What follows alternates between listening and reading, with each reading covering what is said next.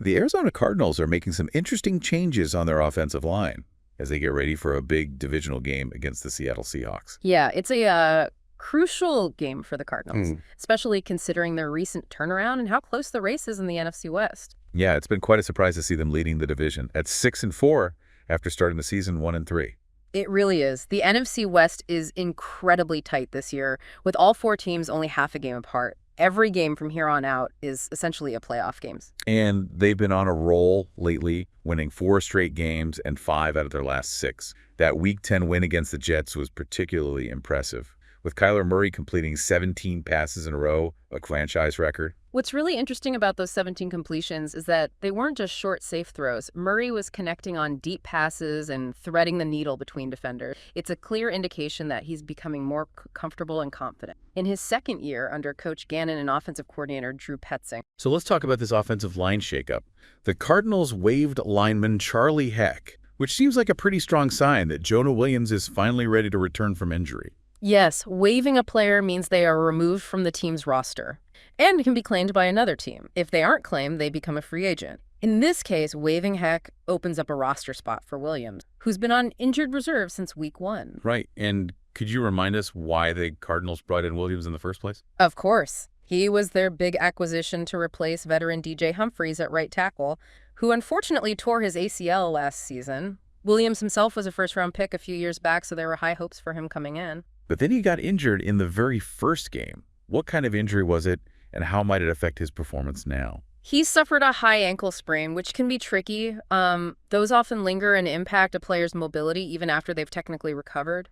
It'll be interesting to see if he's back to his full agility and strength. So there's a lot riding on his return. The Cardinals are facing the Seahawks twice in the next 3 weeks, and these games will be crucial for determining who wins the NFC West. Absolutely. And those 2 games against Seattle are going to be a huge test for Williams, especially considering the Seahawks' defensive line is known for its aggressive pass rush. It sounds like Williams is stepping into a pressure cooker. He is. The Cardinals are hoping he can solidify that right tackle and provide much-needed protection for Kyler, especially against a tough Seattle Seahawks defense. And the Seahawks aren't slouches themselves. They're sitting at 5-5 after beating the 49ers last week, proving how competitive this division is every game is a battle in the NFC West. It really is. And speaking of those crucial Seahawks games, I'm curious to hear your thoughts on how Coach Gannon's approach might influence those matchups. That's a great point. It seems like Gannon has brought a new level of discipline and focus to the Cardinals. Absolutely. He's known for being a defensive-minded coach. Having built a reputation as a brilliant defensive coordinator before coming to Arizona,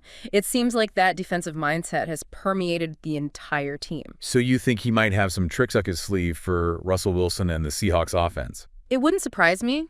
Gannon is a master strategist. He's likely to devise a game plan specifically designed to disrupt Wilson's rhythm and exploit any weaknesses in their offensive line. That sounds exciting. But let's flip the script and talk about the Cardinals offense. We've been focusing a lot on Jonah Williams' return, but Kyler Murray has really been the driving force behind this winning streak. He has been phenomenal. His growth in his second year under Gannon and Petzing is undeniable. He's reading defenses better, making quicker decisions, and throwing with pinpoint accuracy. Those 17 straight completions against the Jets were mind-blowing. But I'm wondering, is there anything he can still improve on? Well, even the best quarterbacks have areas they can work on. In Murray's case, he can sometimes be a bit too eager to scramble out of the pocket.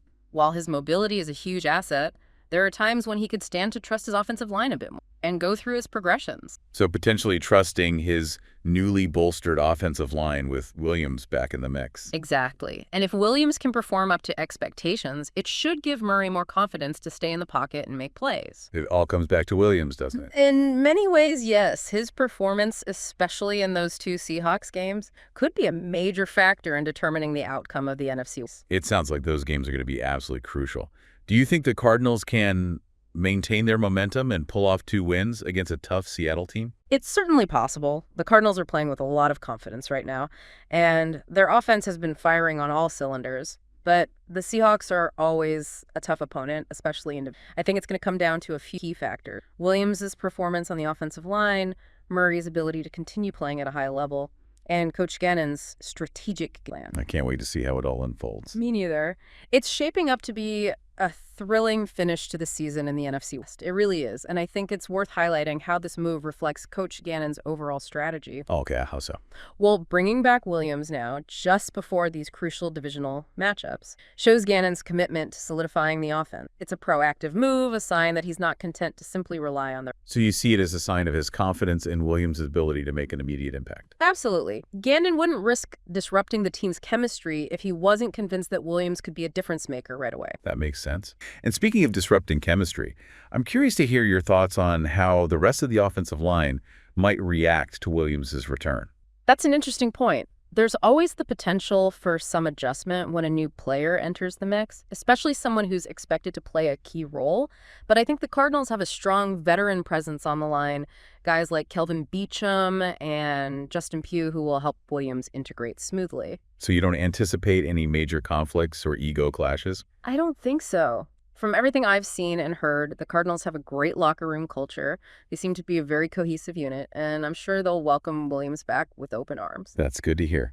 Now, shifting gears a bit, let's talk about the Seahawks defense. They've always been known for their tough, physical style of play.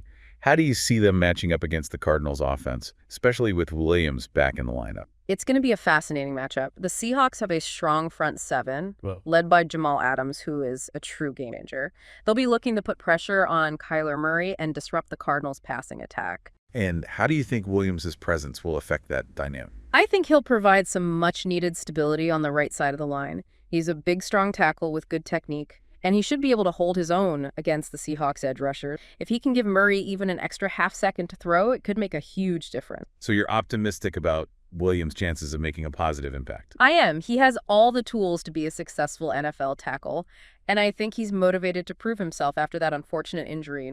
It sounds like these upcoming games against the Seahawks are going to be must-watch TV for any football fan. Absolutely. They have all the ingredients for a classic divisional rivalry, high stakes, intense competition, and two teams with a lot to prove. Well, I can't wait to see how it all unfolds. It's been a pleasure breaking down this fascinating situation with you. The pleasure was all mine.